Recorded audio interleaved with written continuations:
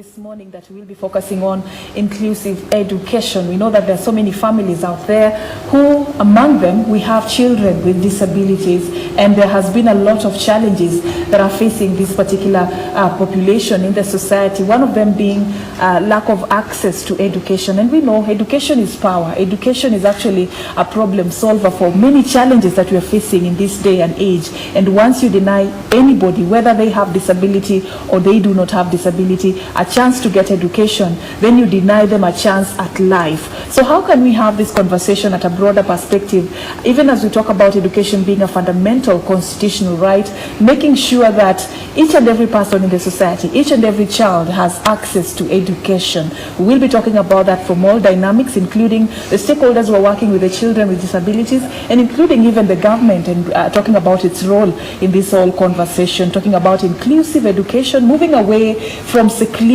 children with disabilities in special schools and bringing them to regular schools to feel part of the society.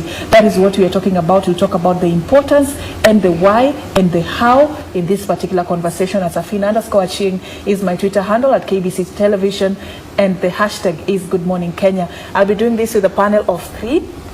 I'll begin with directly across to me. I'm hosting Ifa Owino Ngota. She is from the Kenya National Examinations Council. And we have a gentleman on set. His name is Neil Heslop. He is the CEO of Leonard Cheshire Disability globally. And we have a regional representation, the regional manager of the Leonard Cheshire Disability. Her name is Renalda Mboje, also joining us for this conversation. Thank you so much, all of you, for being with me this morning. Let's begin straight away. I want us to paint a picture of our country first before we move to the global picture of the state of a child with disability when it comes to matters education. And for the local, picture, I'll want a cocktail of both your responses, Ifa and Renalda. Let me begin with you, Renalda. You work at the grassroots level with the children with disability. Talk to me about, paint a picture of the scope of this problem. And if you can include numbers or percentages, feel free to do that. But I want to understand how big this problem is before we begin talking about it. Thanks, Afin, and thanks for having us. So the issue of disability is a big one. It's said that in every population, about 15% that is, of that population are persons with disability. The problem begins at the home front all the way to the national level. At the home front, and based on our experience where we work mainly in the Lake region, in the Nyanza region, but also across the country in terms of policy, you find that most people do not know much about disability. There's a lot of stigma associated with it, from people believing it is because of witchcraft, to hiding children, to many other things, especially abuse for children with disability. So from the starting point, both sexes, that is boys and girls, are stigmatized in this case. But you find that especially girls with disability face even more stigma in terms of abuse, in terms of being segregated, and in terms of not accessing very, very many facilities. And that's where we focus most of our work. How do we ensure that all children go to school, but especially those who are very, very stigmatized and marginalized, being girls with disability? Yes. And the special focus of the program you're running is touching on girls with disability. I'm passionate about women, and this is something that is very close to my heart. We'll be talking about the why the girls, the why the girls in the course of this conversation. But if I also paint a picture for us now, she said, how big the number is, and issues to do with stigma, and people still believing that disability is a curse. The stigma touches not only on the children with disabilities, but even their parents. They're being segregated as a caste family, and many people do not want to associate with that family. You cannot marry from that family, and there's so many things in Africa that we still believe about disability. But let's look at it when it comes to education. Disability versus education. Talk to us about, how big that problem is still. Okay, thank you so much for having me. I think from the government perspective and the Ministry of Education's perspective, we are for every child having access and a right to education. And that education has to be of quality, and it has to be an education that we can say is adding to their fullest potential, or enabling them to attain to their fullest potential. Now, with regard to, do children with disability access education in Kenya? Yes, they do access education. In how many ways do they access education? They have access to education in special schools. They have access to education in integrated programs, schools that are nearest to them, which we are going to be referring to as inclusive setups. Okay. Now, like in primary schools, we have over 2,800 primary schools in Kenya where children can access education who have disability. 2,800 800 primary schools are posting that they have children in their schools who have disabilities. Out of those 2,800, only like 700 of them are special schools. So meaning 2,500, almost 2,200 others are inclusive setups, or someone has a special class where children can come and sit and access education. Educating a child with a disability is not cheap. It is a very, expensive affair. Yeah. And the stigma comes out where a parent prefers to take a child who does not have a disability to school and pay the levies and pay or support them more, as opposed to taking their child who has a disability. Well, that should not be the case. Every child has a right to access education. And that is the stand that we have as the Ministry of Education. As much as possible, ensure that your child is accessing education, even if they have a disability. There is still a gap, though, in meeting the expectation. Yes. The numbers vis-a-vis those that actually eventually get education, there is still a gap, though. A very big gap. Okay. And sensitization of the parents, sensitization of even the education stakeholders needs to happen so as to give the correct information to the parents to ensure that their children access that education. So that gap in information can help the parents to do the right thing by enabling their children to access education. So we still have a role to play as the Ministry of Education to sensitize parents, to sensitize the general public that no child should be hidden, should be stigmatized, should be segregated from their right to access education. All right, thank you, Ifa, for that. Neil, I'll come to you. You know, when we're having such conversations, they always say, don't talk about us without us. Let's not talk about matters of people with disability without them on board. And you have worn this shoe and you understand the nitty-gritties about the challenges that people with disabilities are facing. Probably tell me a bit about yourself, even as you talk to us about the challenges that you feel, even till date, regardless of the levels of awareness that have been raised, people with disabilities are still facing things that personally you are advocating and trying to change the dynamics around. Neil. Okay, well, my personal experience of disability was that I have a degenerative disease of the retina called RP. What that meant for me was that it did not affect me at all until I was about 16 or 17, and then I started to lose my sight. And somewhat unexpectedly, that process was meant to take a long time. In actual fact, it took 5 or 6 years, and I lost my sight in my first year of university. So for me, the challenge was to make the transition from being fully sighted to partially sighted, ultimately to blind. And given that that change took place during secondary and then tertiary education, making that transition into learning in a new and a different way while continuing to make progress to give me the skills that I needed to make the transition into employment and a full and independent life. All right. And over time, you have interacted with this life yourself, and you have also interacted with so many people with disabilities. Tell us how your circumstances have led you to now. You were talking to us earlier, and you said you've sort of turned your hobby into a full-time job. Tell us a bit about that transition and what you're doing currently to advocate for the rights of people with disabilities. Well, how my own personal experience then affected my professional life was that I made that transition and graduated in law and joined a telecoms company and established my career. And I knew that that was a difficult transition for someone with a disability. But in the early 1990s, some research came out, which in the UK at that time showed that 80% of individuals living with disability between the ages of 16 and 60 were unemployed. And of those who were employed, only 10%, so 2% of the total population, were employed in roles at national average wage or more. And I realized that I was one of that 2%. And while I knew it was difficult from a personal point of view, I didn't know how bad it was. Yeah. And therefore, what I sought to do was to make a contribution in the UK, supporting the UK government, put in place the kinds of inclusive education practices, the kinds of legislative framework that enabled individuals to fulfill their full potential. And ultimately, that culminated for me in moving from a career in the telecommunications and technology industry a few years ago into now leading Leonard Cheshire as its chief exec. And Leonard Cheshire is a large pan-disability international charity. So we support 30,000 individuals in 16 countries in Africa and Asia. Wow. And across the UK. And all of that work is predicated on a number of core beliefs.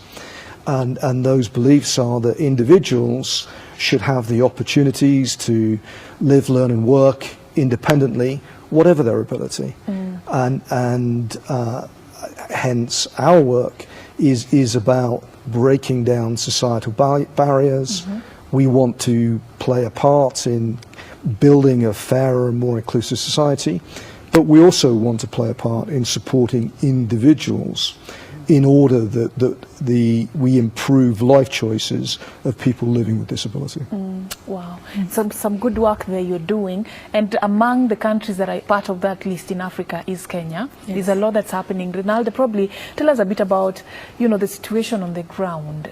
And he has talked about the barriers, the social barriers that, surround issues to do with disability. Yeah. Talk to us about what these barriers are and why education is such a key area of focus in this particular campaign, in this program. Yeah, thanks, Safin. Allow me to follow up on a point brought up by Effa about the gaps that are there. We are really grateful to the government, of course, for the for wanting to ensure that every child goes to school. Yes. And every child definitely has a right to education. But from our experience, we found that unfortunately, children with disabilities keep on falling through the cracks somehow. She's talked about the number of schools, the special schools. But we find that when a parent has children with disabilities and those without disabilities, then and you find that the special schools are fewer across the country. Yes. And definitely they they attract are some very small far, fee. Exactly. Yes. Yeah. And there's some fee attached to it. Yeah. Maybe it's boarding and all that. Yes. Then it becomes easier for those parents to take their children without disabilities to schools closest to them. Maybe they walk in the morning, they come back in the afternoon. So those are not options that are there for children with disabilities. And that's why, as Leonard Cheshire, one of the key reasons was to kindly ask and work very closely with the government to ensure that there's inclusive education, whereby every school can accommodate children with disability and those without disabilities, so that instead of a parent deciding, okay, this child with disability cannot go to school because I cannot afford the school fees, I cannot afford many other things, can this child with disability go to school with their brothers and sisters in the morning and come back in the evening? But it's easy to say that. There are many other things. Again, as Effa said, there are costs attached to that. So again, working with the government to ensure that is the environment within the school accommodative for all learners. So some of the things that we've been doing in the Girls Education Challenge, this is one of our biggest projects in Kenya, where we are working in 5 sub-counties in the Lake region, being Kisumu, Siaya, Homa Bay, Migori, and Kuria. We are working with over 2,800 children. Some of them are boys, about a quarter are boys. These are children with disabilities. Children with disabilities, Okay. and all kinds of disabilities. So ensuring, first and foremost, that they are assessed. And in the assessment, we work very closely with the Ministry of Education, and we're very grateful for that partnership, whereby they are assessed by educational assessment and resource center workers who are spread across the country. Once they are assessed, then they advise us, plus the schools, how to... What's the assessment for? Yeah, the assessment is to find out, does this child has a disability, have a disability, Okay. what kind of disability? Yeah, functional assessment. Okay. What level of disability do you have? Yeah. Okay. What, like for instance, is it moderate, is it mild, is it severe, and where do we place you educationally? Okay. So we have to have that as the first step towards educating a child with a disability. Once we identify what your disability levels are, or condition is, we are able to place you in a special school, or we are able to place you in a regular school where you can access now inclusive education, depending on the severity of your condition. So, for instance, a learner who has profound hearing loss may not be able to benefit a lot from an inclusive setting. But a learner who has mild hearing loss can be able to go into a regular school, a regular class, and be seated properly as advised by the officer of the Early Assessment and Resource Center, so that the correct ear is collecting information when the teacher is teaching. So that information is key and is available. That's the very first Yes. step. Exactly. Assessment. So after you've assessed the child, Yeah. and you've already made a decision on where they fit and where their needs are going to be met, Yeah. what else follows? I'm looking at the schools. In our country, and you may correct me if I'm wrong, we're still battling with the resources in schools. You know, the teacher-student ratio.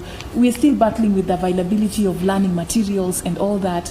And I'm trying to imagine a situation where now we want to accommodate the children with disabilities. How then will we make this succeed? You know, what are the next steps you take to ensure that the learners with disabilities are well taken care of in terms of their education needs? Yeah. Okay, so once you have assessed the child and you know the functional level of the child and you have advised on the placement of that child in a regular school, there is support that needs to go into that education of that learner. Okay. We have to remove barriers that can make the child not access the school.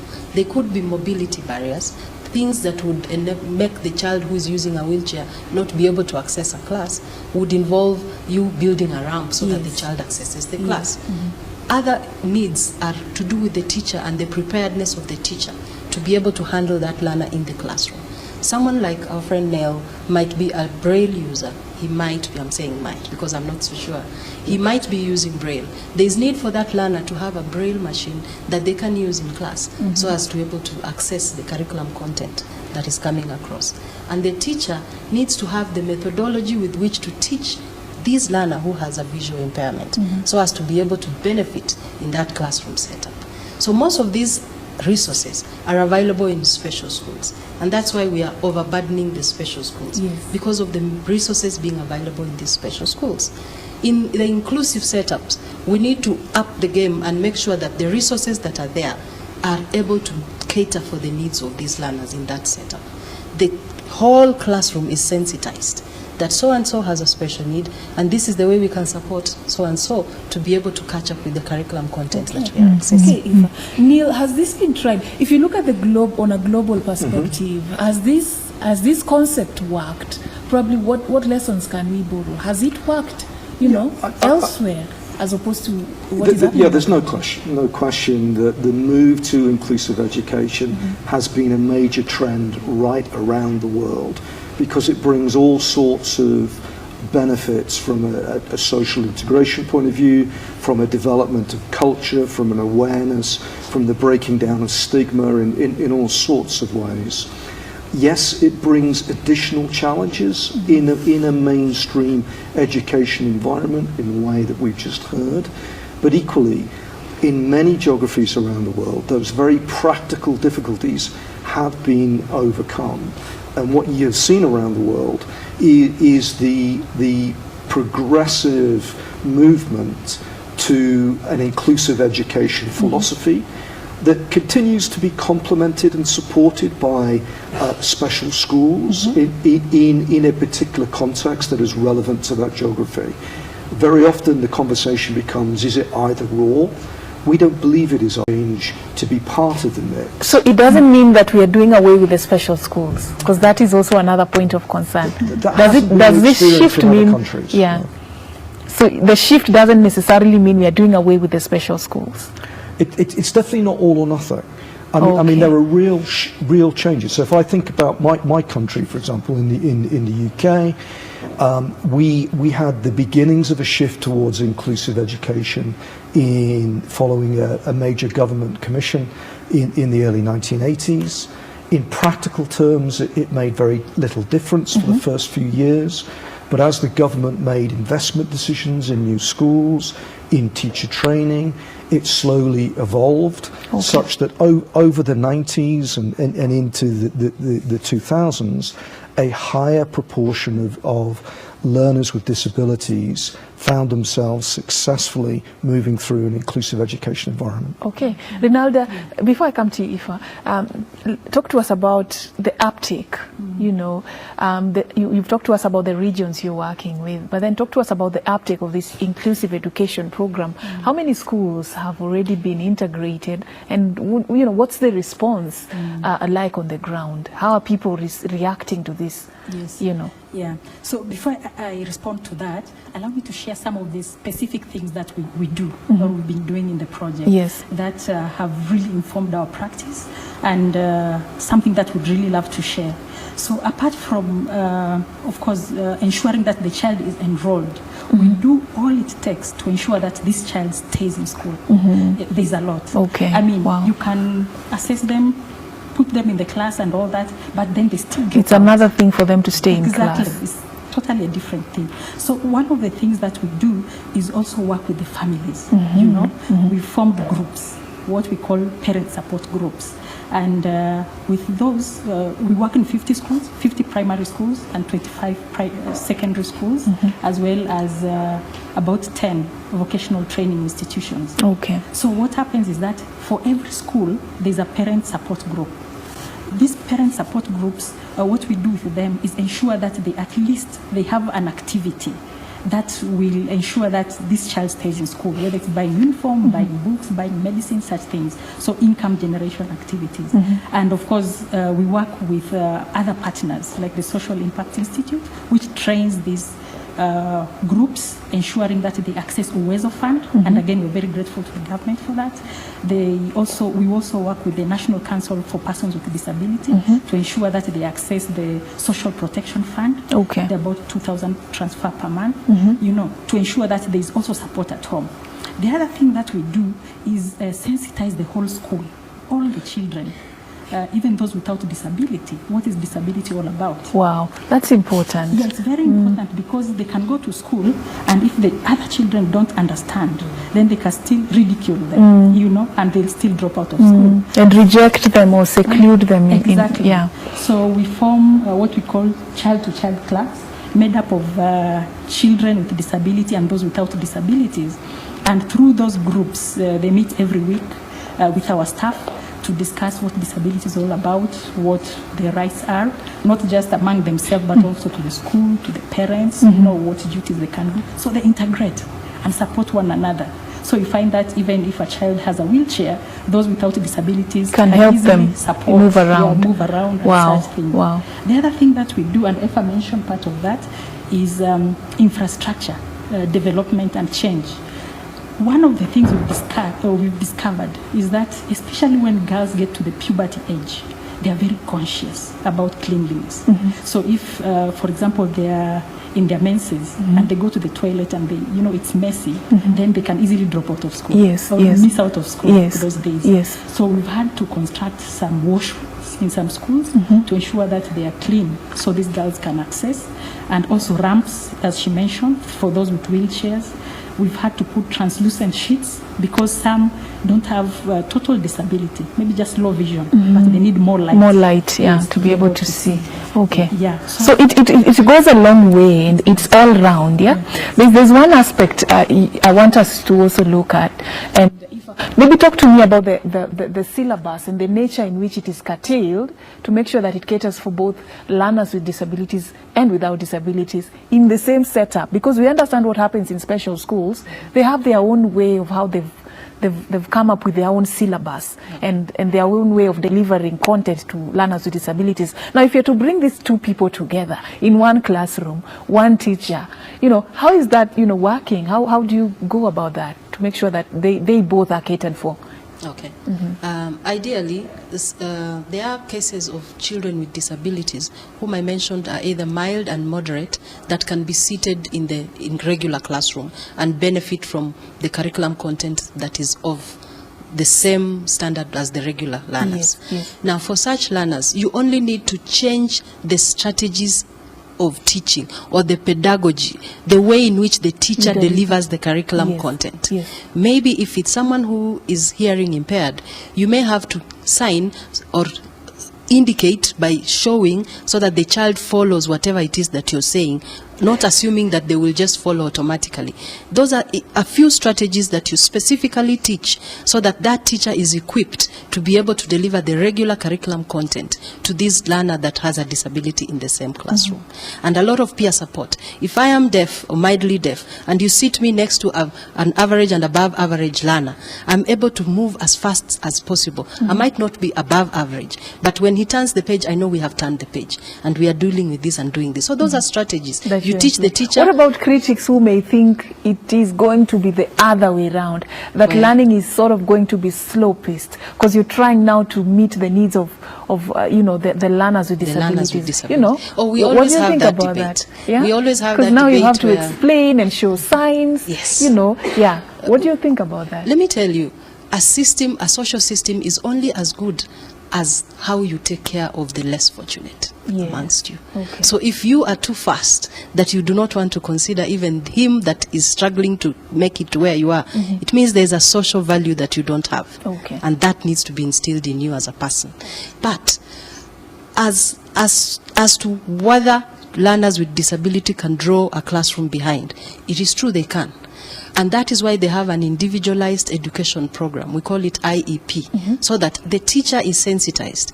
As you move fast, remember to give remedial lessons to this child so that they can catch up a time when they are not with the other members of the classroom, so that the genius in that class does not get bored.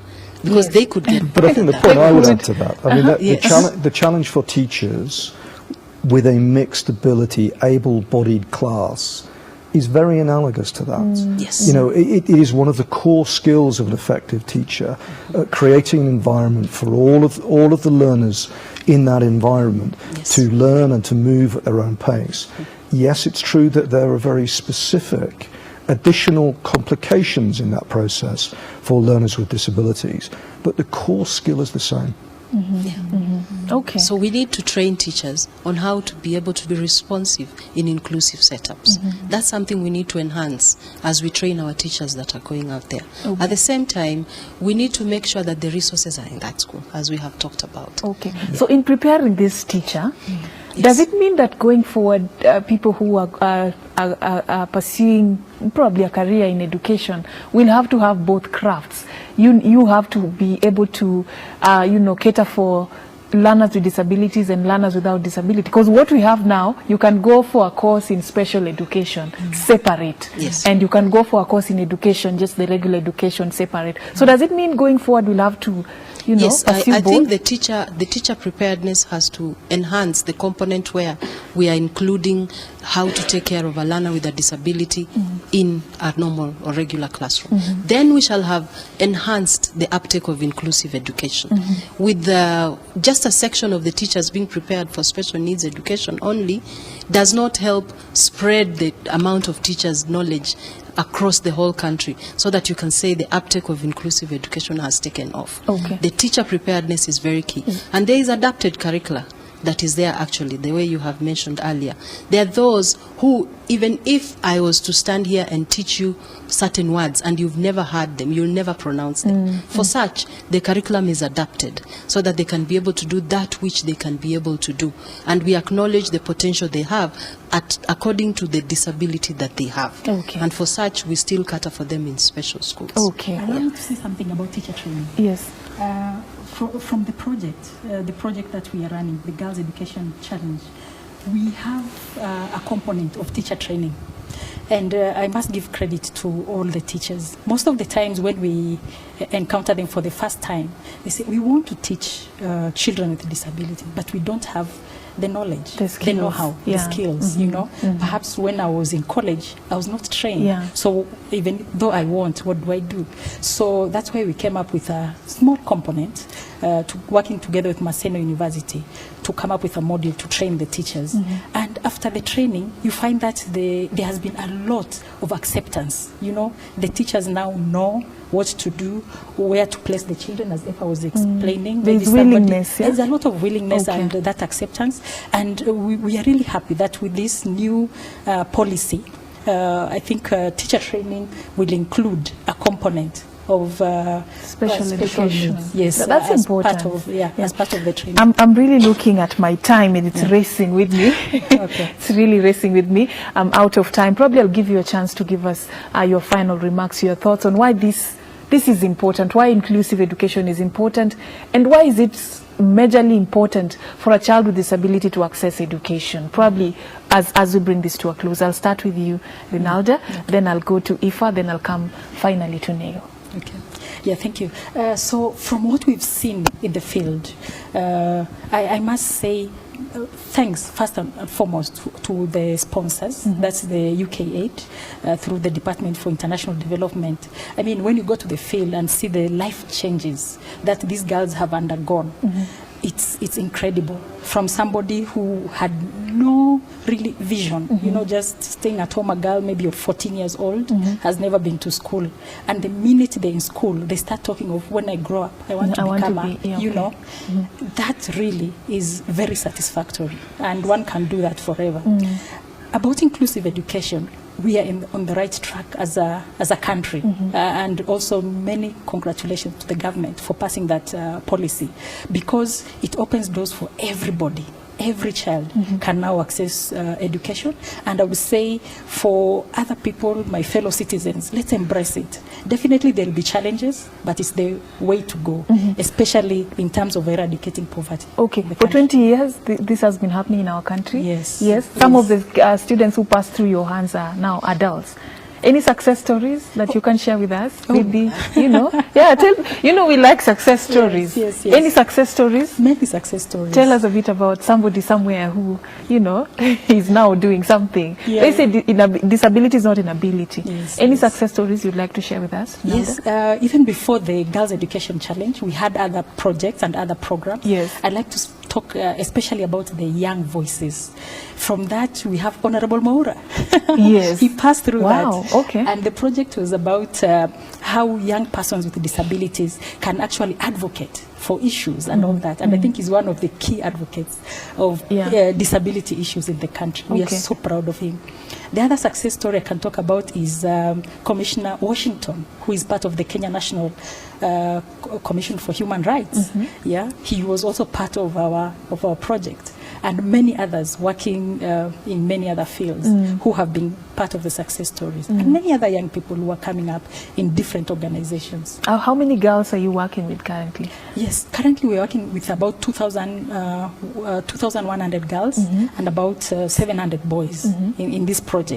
And some of them, about 400 are already in secondary school, because the project started in 2014, so we're in the second phase. Okay. And for the next 5 years, that's starting from 2017, we want all of them to go through all the phases of education. If they finish secondary school, they go to second, they go to tertiary, they go to whatever level that they want. All right. Is there a plan to come from the lake, from the Nyanza region to other regions? We have I so think, many regions, yeah?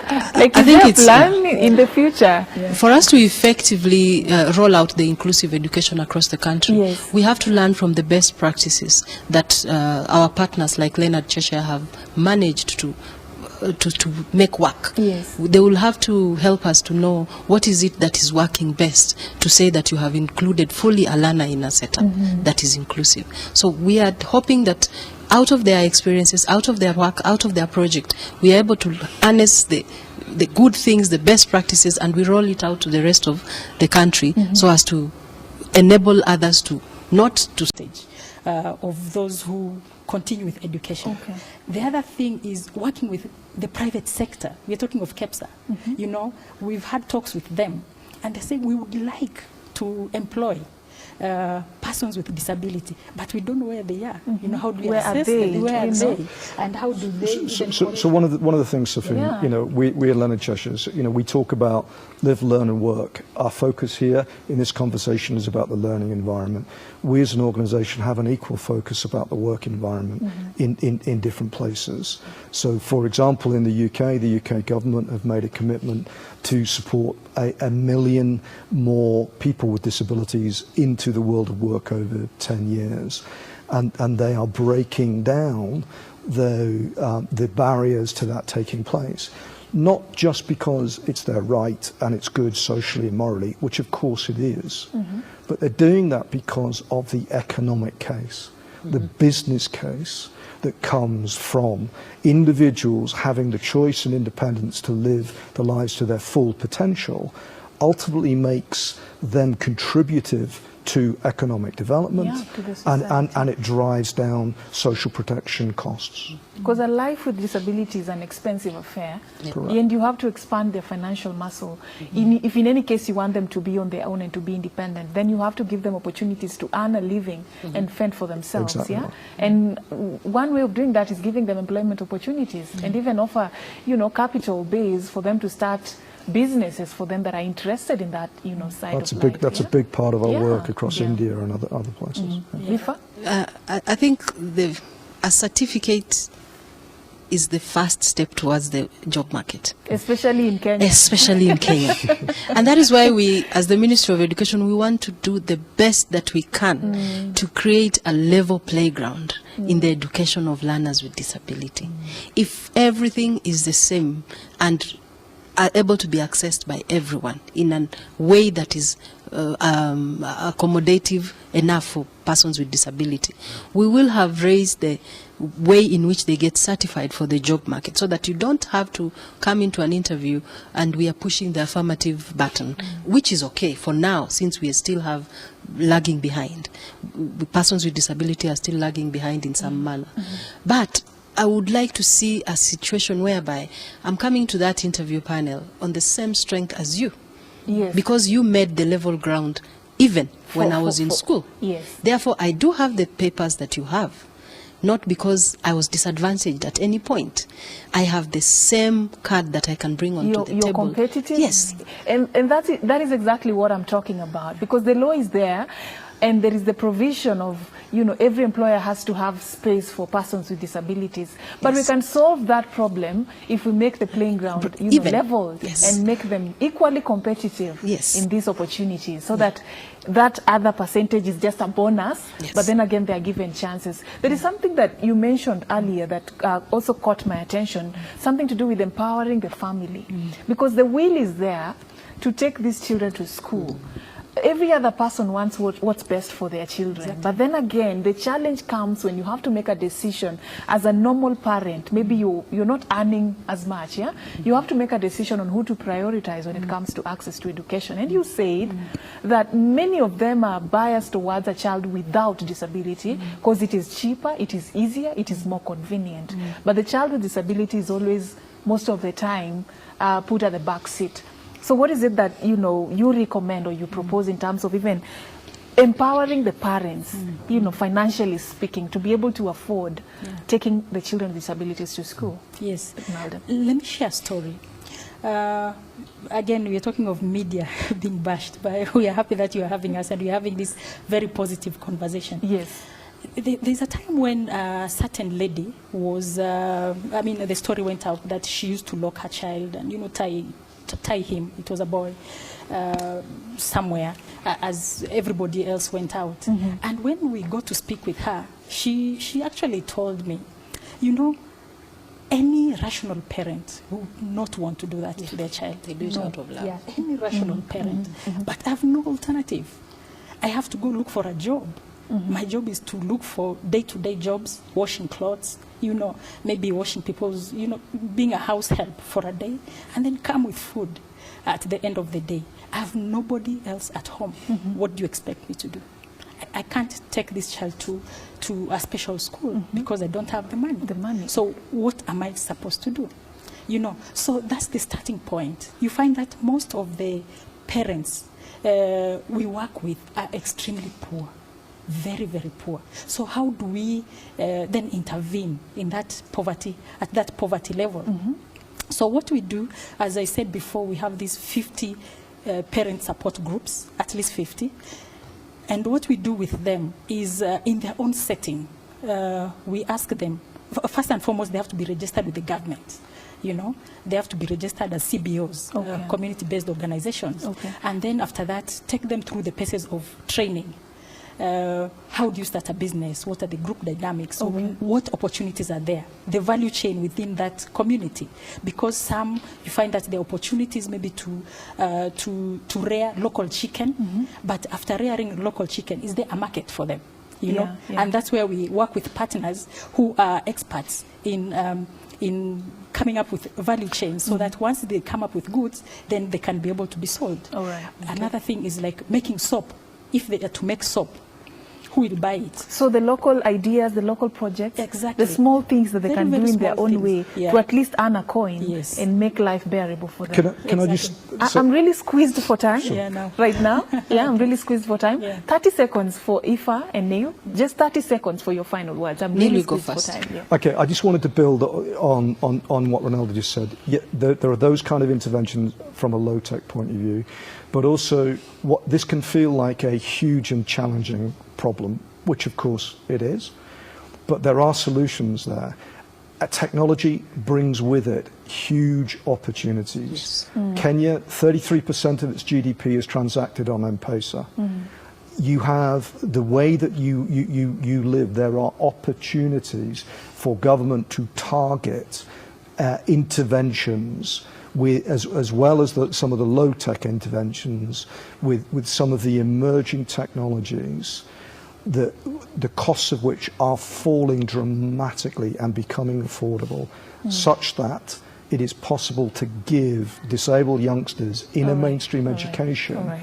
Thank you so access to much. curriculum in a way that Thank would you. have previously Thank you so been much, Neil. unthinkable. Thank you so much, Neil. Aoife, Okay. very quickly. I think to make sure that we are fair in the education of children with disabilities, we need to sit down with every stakeholder and determine the cost of educating one child has one specific disability, so as to rightfully budget for them, even in the national budget or in the county government budget. If I take your budget as a person without disability and say that it will also fit me who has a disability, you're already disadvantaging me. I think you need to acknowledge the unique situation under which I have to access education and budget for it in a way that will actually promote my access to that quality education you want to offer. Thank you. So the budgeting should be as specific as the need, as the disability, and as the person. Thank you. Aoife Owino Ngwota from the Kenya National Examinations Council. I was also hosting Rinalda Mboje, Regional Manager of the Leonard Cheshire Disability, and also the Global CEO of Leonard Cheshire, Neil Heslop, with me here talking about matters inclusive education and how it affects families and how it affects, you know, disability affects the children with disability, affects their right to access education this morning. And now you understand your role at the family level, at the global